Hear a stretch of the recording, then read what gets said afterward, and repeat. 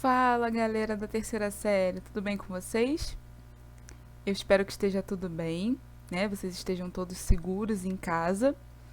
E hoje, então, a gente vai dar continuidade ao nosso conteúdo de Química 2, com o capítulo 21 da apostila, que é um capítulo que fala sobre equilíbrio iônico. Para quem não me conhece, eu sou a professora Sara, e eu sou professora de Química do Colégio Força Máxima, nas unidades de São Gonçalo e Laranjeiras.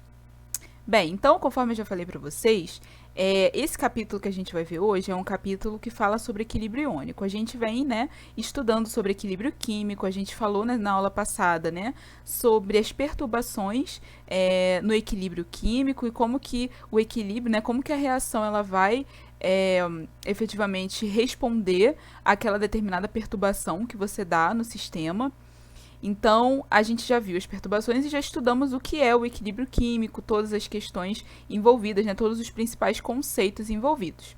Agora a gente vai aprender um novo tipo de equilíbrio, que é o equilíbrio iônico. Vocês vão ver que a mesma ideia que a gente estudou lá no capítulo 19, com relação ao equilíbrio químico, da questão da reação reversível, da questão da constante de equilíbrio, tudo isso vai continuar aqui no equilíbrio iônico.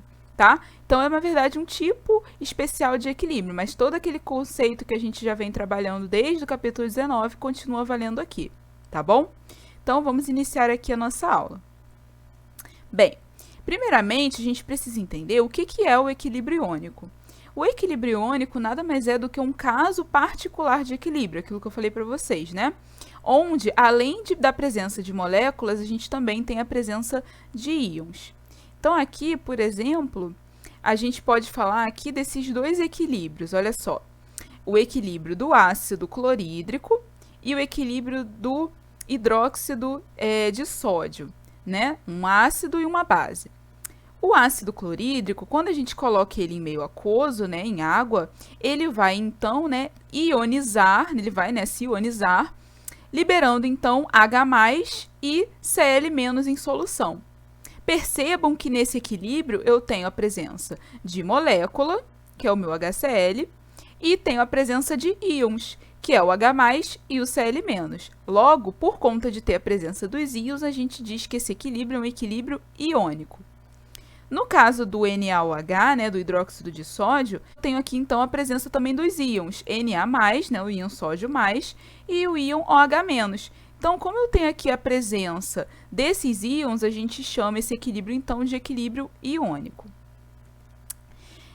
Para equilíbrios iônicos, Kc, que era aquela nossa constante em relação à concentração, é denominado de Ki, ou constante de ionização, né? Constante de ionização ou constante de dissociação iônica.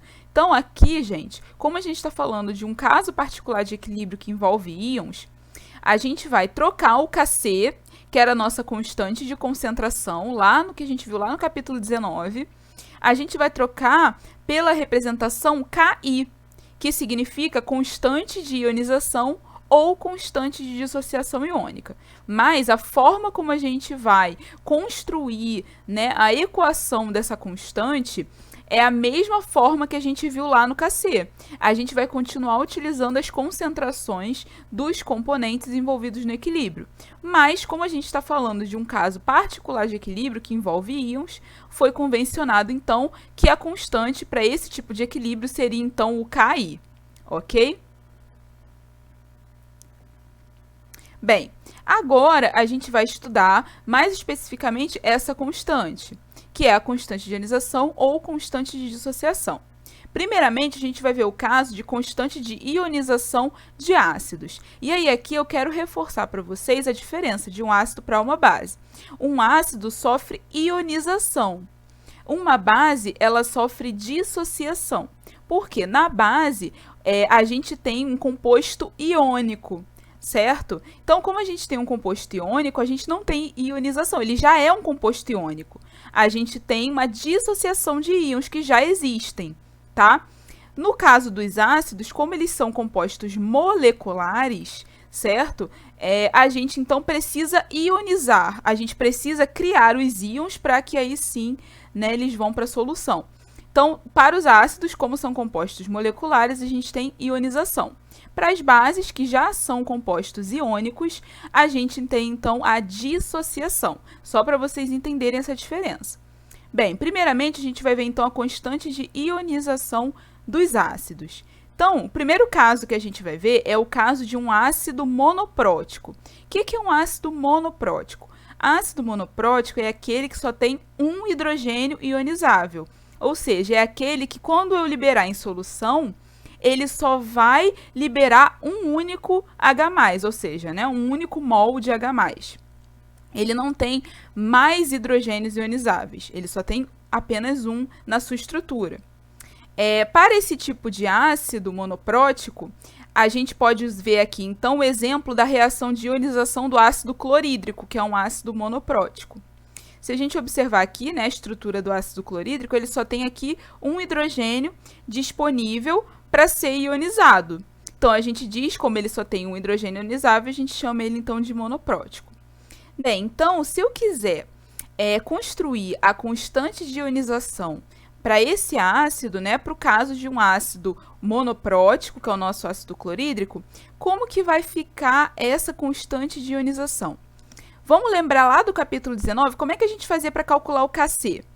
Eu pegava a constante Kc é igual a concentração dos produtos sobre concentração dos reagentes. Não era assim que a gente montava nosso Kc? Aqui, a gente vai montar da mesma forma. Só que como a gente está falando aqui de ionização de ácidos, a gente não vai escrever Kc, a gente vai escrever Ka. O A representando, então, o ácido, certo? Então, como eu estou trabalhando com uma ionização de ácido, eu não vou escrever Kc, eu vou escrever Ka, para indicar que é um ácido.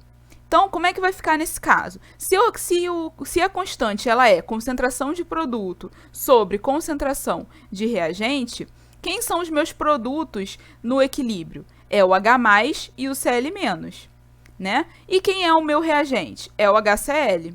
Então, na hora que eu for escrever a minha constante de ionização de ácidos, como é que ela vai ficar? Ela vai ficar concentração de H+ vezes a concentração de Cl-, que são os meus produtos, sobre a concentração de HCl, que é o meu reagente, certo? E aí, aqui só para tentar vocês de que a gente já falou que a constante, quando a gente tem casos de equilíbrio iônico, a gente representa como sendo Ki. Mas, nesse caso, como a gente está tratando de um ácido, a gente dá a denominação Ka, tá bom? E aí, então, a gente tem aqui essa nova constante, que é o Ka, que é essa constante de ionização dos ácidos. E ela é muito interessante porque o valor desse Ka, ele vai indicar a força do ácido. Então, quanto maior for o valor de Ka, mais forte é o meu ácido, porque mais dissociado, né, mais ionizado, esse ácido estará na minha solução. Portanto, mais forte ele será. Vamos olhar aqui, então, uma tabelinha de ácidos. Olha só, vamos observar essa tabelinha. Nessa tabelinha, a gente traz aqui os exemplos, né, de ácidos e aqui os seus respectivos Ka's a 25 graus Celsius. Então, a gente tem aqui, ó, ácido sulfídrico, ácido carbônico, ácido acético, vários tipos de ácido aqui, né? Bem, então, vamos observar o seguinte. Para cada um desses ácidos, eu tenho um valor de Ka, que vai, né, dizer para a gente qual é a força que esse ácido tem. Se é um ácido forte, se é um ácido fraco, se é um ácido moderado, tudo isso eu vou conseguir descobrir observando aqui o valor do Ka. Vamos observar, então, aqui uma situação, olha só. Para esse primeiro composto aqui, né, o ácido sulfídrico, a gente tem 1 vezes 10 a menos 7. Quando eu mudo o ácido, eu já vou ter um valor diferente, óbvio, porque eu tenho um ácido diferente, né, com uma outra força desse hidrogênio ionizável. Então, para cada ácido, eu tenho um valor respectivo de Ka. Como que eu avalio quem é o ácido mais forte dessa tabela e quem é o ácido mais fraco dessa tabela? Para eu saber isso, eu preciso olhar o valor do Ka. Aquele que tiver o maior valor de Ka é o ácido mais forte dessa série aqui, dessa tabela. O que tiver o menor valor de Ka é o que vai ser o mais fraco, certo? Bem, então aqui, olha só. O menor Ka é o que a gente tem aqui do ácido sulfídrico, que é 1 vezes 10 a menos 7. Então, como ele tem o menor Ka, ele é o ácido mais fraco. Já o ácido mais forte, eu tenho que observar quem é que tem o maior valor do Ka. Dessa série aqui, o maior valor de Ka é o que está aqui, ó, com o ácido benzoico, certo? Então, se esse aqui é o maior Ka, isso significa que o ácido benzoico, dentre essa série aqui de ácidos, ele é o mais forte, porque ele é o que tem o maior valor de Ka. Ok? Então, o Ka, ele traz várias informações legais para a gente. Dentre elas, a questão da força do ácido. O que tiver o maior Ka é o que é mais forte. E o que tiver o menor Ka é o mais fraco. Certo? Bem, vamos continuar então aqui com a nossa constante de ionização de ácidos, mas agora a gente vai ver um caso de ácido poliprótico. Ou seja, é um ácido que tem mais de um hidrogênio ionizável. Então, a gente viu no slide anterior o caso do HCl, que só tem um hidrogênio ionizável. Ele a gente diz que é ácido monoprótico. No caso de ácidos onde a gente tem mais de um hidrogênio ionizável, que é o caso dos ácidos polipróticos, a gente vai ter mais de um valor de constante de ionização, certo? Porque para cada hidrogênio ionizável que eu liberar, né, na solução, eu vou ter um valor de constante, certo?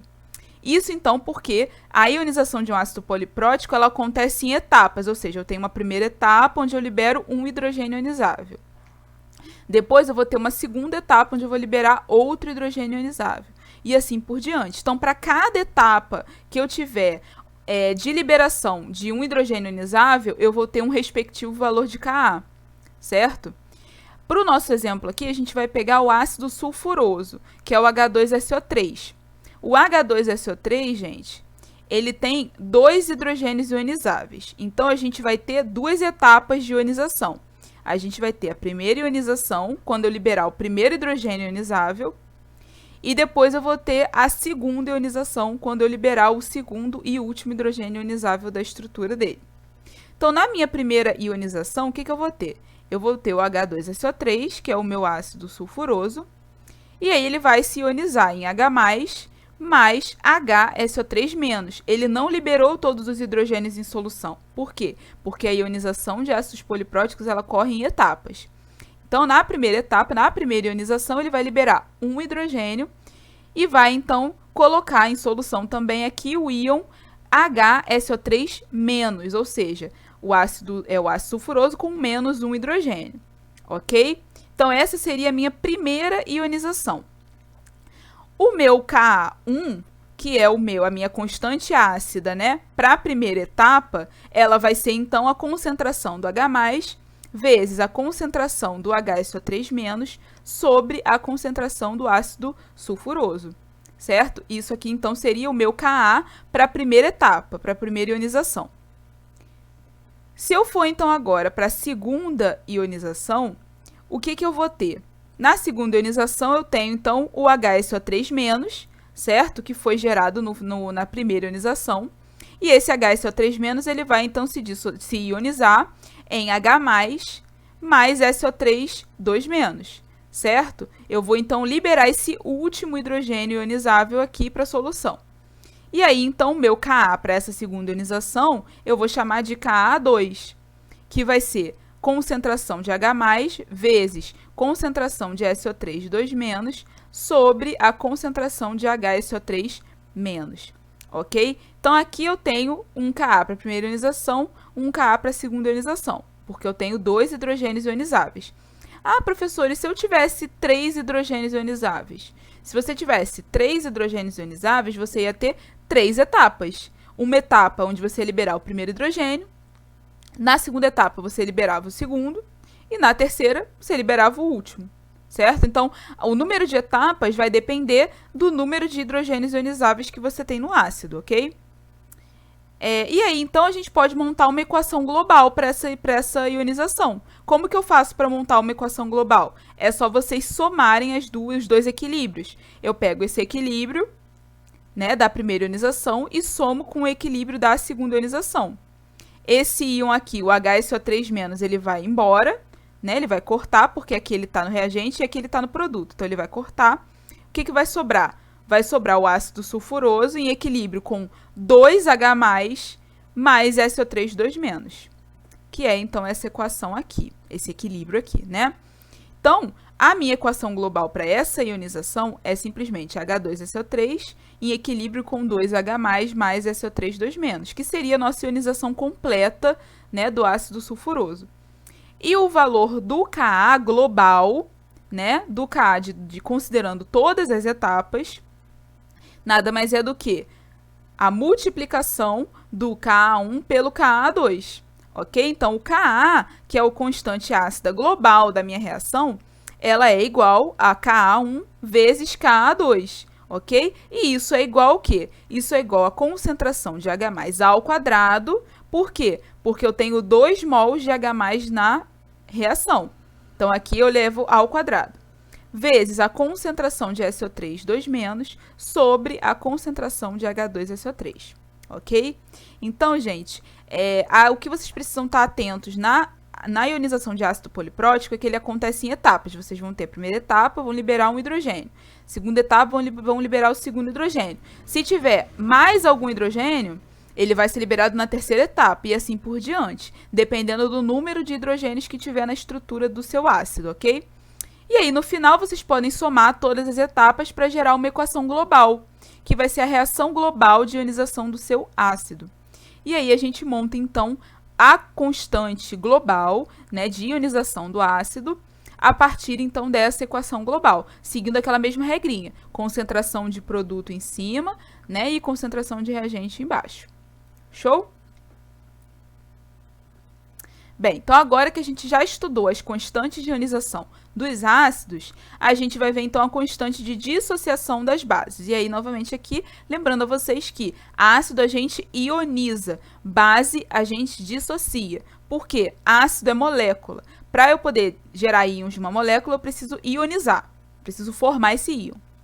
Base é um composto iônico. Então, para eu formar íon de um composto que já é iônico, basta eu dissociar, porque os íons já existem. Ok? Então, constante de dissociação de bases. Se eu pegar a seguinte reação de dissociação do hidróxido de sódio, como que vai ficar a reação de dissociação para o hidróxido de sódio, né? Para a base hidróxido de sódio?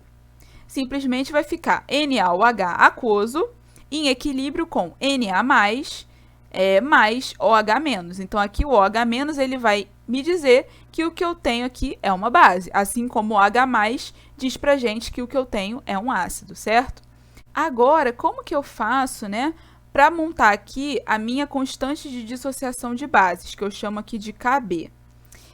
A minha constante de dissociação de bases, ou Kb, ela vai ser igual a Kb é igual a concentração de Na+, que é o meu produto, vezes a concentração de OH-, que também é meu produto, sobre a concentração de NaOH, que é o meu reagente. Então, a gente vai montar o Kb da mesma forma que a gente montou o Ka, certo? Só que lá no Ka a gente tinha ácido. E aqui no Kb a gente tem constante de dissociação de base, por isso que a gente usa o B, ok? E aí, aqui só para vocês se atentarem que, ao invés de a gente utilizar o Ki, que seria a constante, né, de ionização, para quando a gente tem constante de ionização ou de dissociação, para quando a gente tem equilíbrio iônico, a gente utiliza, nesse caso específico, o termo Kb, para indicar que eu estou falando de dissociação de base, ok? Então, só atentos a essa questão aqui do K, né, de como a gente escreve essa constante. E aí, aqui, da mesma forma como a gente viu para o ácido, quanto maior for o valor do Kb, maior é a minha força da base, mais forte é a minha base. Então, vamos observar aqui, ó, essa listinha de novo, igual a gente viu lá para o ácido, a gente tem aqui para a base, ó. Eu tenho a base de metilamina, amônia, hidróxido de zinco, piridina e anilina, tá? E para cada base dessa aqui, eu tenho um Kb associado a 25 graus Celsius. Então, eu vou ter, para cada base dessa, eu tenho um valor, né, característico de Kb, de uma constante, né, de força da base. Se a gente observar aqui, a gente pode, né, tirar as mesmas conclusões que a gente tirou dos ácidos aqui para as bases, observando esses valores de Kb. Quanto maior é o Kb, maior é a força da minha base. Então, se eu olhar aqui para minha tabela, o maior Kb é o Kb da dimetilamina, certo? Que é 5,4 vezes 10 a menos 4. Então, a dimetilamina, por ter o maior Kb, ela é a minha base mais forte. Da mesma forma, se eu observar o menor Kb aqui é o da anilina, que é 4,3 vezes 10 a menos 10. Um valor muito pequenininho, né? Porque é um expoente aqui negativo grande. Então, um valor bem pequeno. Logo, como é o menor Kb, ela vai ser a minha base mais fraca. Então, a mesma análise que a gente fez do Ka para os ácidos vale aqui também para as bases, ok? Então, o Kb ele vai trazer para a gente essa informação sobre a força das bases, beleza? Bem, agora vamos falar um pouquinho sobre o grau de ionização ou grau de dissociação, que a gente representa pela letra alfa. O grau de ionização ou de dissociação, ele é a relação que existe entre a quantidade de matéria ionizada ou dissociada e a quantidade de matéria inicial. Então, ele vai relacionar o quanto eu ionizei, né, a quantidade que foi efetivamente ionizada ou dissociada, com relação à quantidade que eu tinha inicialmente. Então, o alfa nada mais é do que a quantidade de matéria ionizada ou dissociada sobre a quantidade de matéria que eu tenho inicialmente. Eu posso expressar esse alfa também em porcentagem. E aí, no caso, ficaria alfa aqui em porcentagem, seria a quantidade de matéria ionizada ou dissociada sobre a quantidade de matéria inicial vezes 100%, para eu ter um valor em porcentagem, tá bom? E aí, atenção que o alfa, o valor, né, do alfa, ele também indica a força do ácido ou da base. Então, quanto maior for o valor do alfa, maior é a força do meu ácido ou da minha base. Aí, eu peguei aqui uma tabelinha mostrando o grau de ionização de alguns ácidos aqui. Então, HF, HCl, né, HCN, enfim, H sulfúrico, vários ácidos aqui e os seus graus de ionização aqui em porcentagem.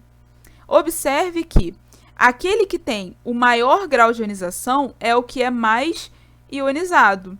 Logo, se ele é o que é mais ionizado, isso significa que ele é o ácido mais forte, certo? Então, quanto maior for o meu valor de alfa, mais forte vai ser o meu ácido ou a minha base.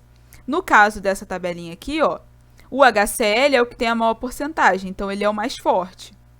E o HCN, ele é o que tem a menor porcentagem, então ele é o mais fraco, certo? Então, o alfa ele também vai trazer para a gente essa informação de força do ácido ou da base, ok? Bem, continuando aqui, né, o assunto sobre ácidos e bases, a gente tem uma lei muito interessante, que é a lei da diluição de Ostwald. O Ostwald, gente, né, essa lei, a lei de Ostwald ou a lei de diluição de Ostwald, ela foi proposta pelo químico de origem russo-germânica, que é esse químico aqui que a gente tem na fotinho, Friedrich Wilhelm, não sei como faz esse nome não, gente, tô tentando aqui, Ostwald. Então, o Ostwald, que é esse químico simpático que a gente está vendo aqui na foto, ele propôs essa lei, né, que ficou conhecida, né, como lei da diluição de Ostwald, no final do século XIX. Seu objetivo principal era relacionar a concentração molar, a molaridade. Então, o que o Ostwald queria? Ele queria relacionar a concentração molar, que é a molaridade, com constante de equilíbrio de ionização ou dissociação, que a gente chama de Ki, né? E o grau de ionização ou dissociação, que a gente representa como alfa, de um determinado eletrólito. Então, o Ostwald, ele pensou, tá bom, a gente sabe que o Ki, ele é concentração de produto sobre concentração de reagente, né? Beleza.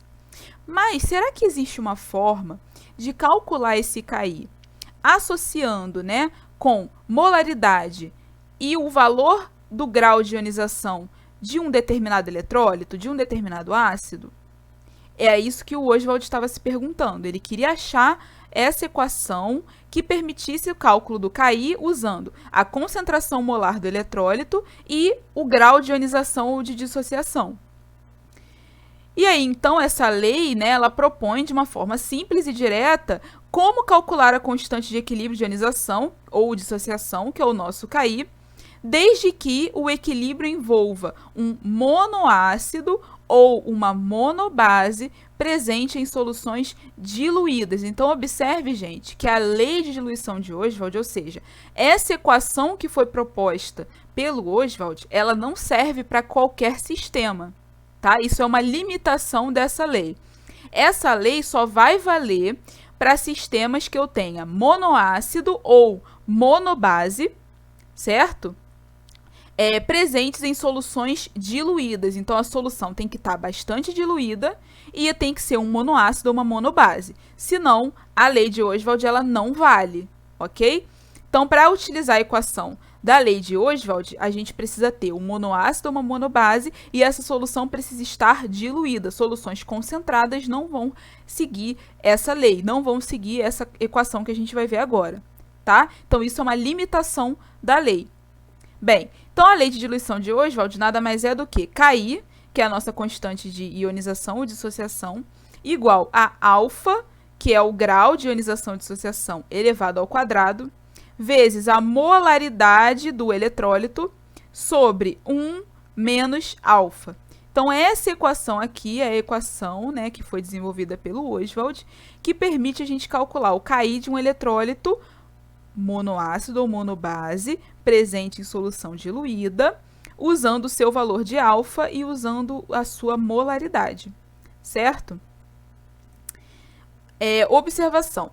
Quando a gente tem eletrólitos fracos, ou seja, eletrólitos onde o alfa é menor do que 5%, a gente pode considerar que 1 menos alfa é igual a 1. Porque imagina só, gente, o seguinte. Se o alfa ele é muito pequenininho, certo? Imagina que o alfa ele é bem pequenininho. Quando eu fizer essa subtração aqui do 1 menos uma coisa muito pequena, a gente vai ter como resultado alguma coisa muito perto de 1, certo? Fica mais fácil, então, aproximar 1 menos alfa para 1. Então, no caso de eletrólitos fracos, a gente pode escrever a lei de diluição de Ostwald dessa forma aqui. Ki é igual a alfa ao quadrado vezes a molaridade. Mas essa equação aqui da lei de Ostwald, ela só vale para eletrólitos fracos com alfa menor do que 5%. Para os outros eletrólitos mais fortes, a gente tem que usar a equação completa, que é o alfa ao quadrado vezes a molaridade sobre 1 menos alfa, tá bom? Então, aqui só uma observação para vocês que a gente pode, então, aproximar essa equação para eletrólitos fracos apenas, com alfa menor do que 5%. Então, o que vocês precisam entender com relação à lei de diluição de Ostwald? É uma lei, ou seja, uma equação matemática que permite que a gente calcule a constante de ionização ou dissociação de um eletrólito usando o seu valor de alfa e o seu valor de molaridade, tá? Mas essa lei ela tem limitações. Ela só vale para monoácidos, monobases e soluções diluídas, tá? E no caso de eletrólitos fracos, com alfa menor do que 5%, eu posso aproximar essa equação para Ki é igual a alfa ao quadrado vezes a molaridade. Então, é isso que vocês precisam entender com relação à lei de diluição de Ostwald. Beleza? Agora, a gente vai estudar dois efeitos no equilíbrio, que é, o primeiro, o efeito do íon comum e depois o efeito do íon não comum. Então, vamos ver primeiro o efeito do íon comum. O efeito do íon comum, ele é um deslocamento de um equilíbrio iônico. Então, olha só, a gente vai falar de novo de deslocamento do equilíbrio iônico, que foi o que a gente viu lá na aula passada, no capítulo 20. Lembra que a gente viu? Se eu adiciono mais reagente no equilíbrio, né, no meu sistema, o equilíbrio vai deslocar para o sentido dos produtos. Lembra que a gente falou isso? Se eu aumento a temperatura, o sistema, né, a reação, ela vai deslocar no sentido da reação endotérmica. Então, aqui a gente vai novamente falar sobre deslocamento de equilíbrio. Só que como a gente está falando de equilíbrio iônico, a gente vai falar de deslocamento de um equilíbrio iônico. Nesse primeiro efeito do íon comum, a gente vai falar, né, do deslocamento de um equilíbrio iônico devido à adição de um íon envolvido nesse equilíbrio. O nome já é bem sugestivo, efeito do íon comum. O que eu estou fazendo?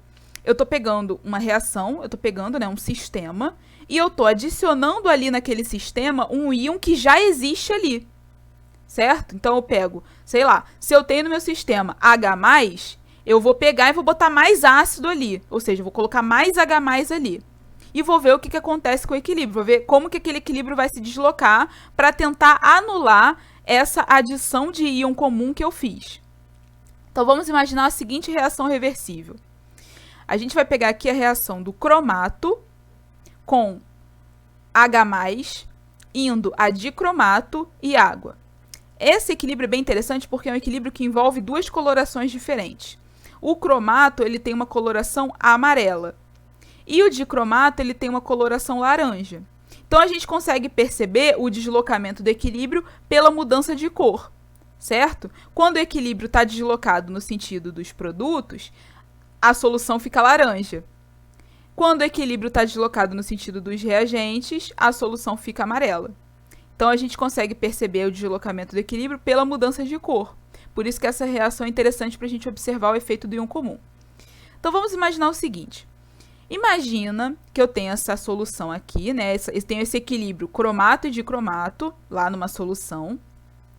E aí, eu vou lá e adiciono HCl, ou seja, adiciono H+ nessa solução. Então, eu tenho lá meu equilíbrio aqui bonitinho, aí eu vou lá e adiciono HCl, adiciono H+ na solução. O que vai acontecer quando eu adicionar esse HCl? Eu vou aumentar a concentração do H+ em solução, concorda? Por quê? Porque eu estou adicionando mais H+ na solução, que veio do HCl. Então, quando eu faço essa adição, eu aumento a concentração do H+ em solução. Então, eu estou aumentando a concentração aqui, ó, do H+. O que vai acontecer, então, com o meu equilíbrio para tentar anular esse aumento de concentração aqui no reagente? Eu vou deslocar o meu equilíbrio para onde? Eu vou deslocar no sentido dos produtos. Por quê? Quando eu desloco o equilíbrio no sentido dos produtos, eu consumo esse H+ aqui para poder gerar mais produto. Então, eu vou consumir aquele excesso de H+ que eu adicionei. Por isso que o equilíbrio desloca no sentido dos produtos. Então, observe. Adicionei o HCl, coloquei mais H+ na solução. Logo, eu aumento a concentração do H+ aqui em solução. Se eu estou aumentando a concentração do H+, o H+ ele é o quê? Ele é reagente. Logo, se eu estou aumentando a concentração de um reagente, o que eu vou fazer aqui para poder consumir esse excesso de H+ que eu estou colocando? Eu vou deslocar o equilíbrio no sentido dos produtos. E aí, a minha solução vai ficar laranja. Por quê? Porque eu estou produzindo mais dicromato. E o dicromato, ele é o quê? Ele é laranja. Então, a minha solução vai ficar com essa cor aqui, ó. Ela vai ficar laranjinha. Então, esse aqui é o efeito do íon comum, gente. É quando eu adiciono um íon que já existe no meu equilíbrio e, com isso, eu provoco um deslocamento na minha reação, ou seja, no meu sistema, ok? E aí, isso pode aparecer de várias outras formas. Aqui a gente usou o exemplo do cromato de cromato.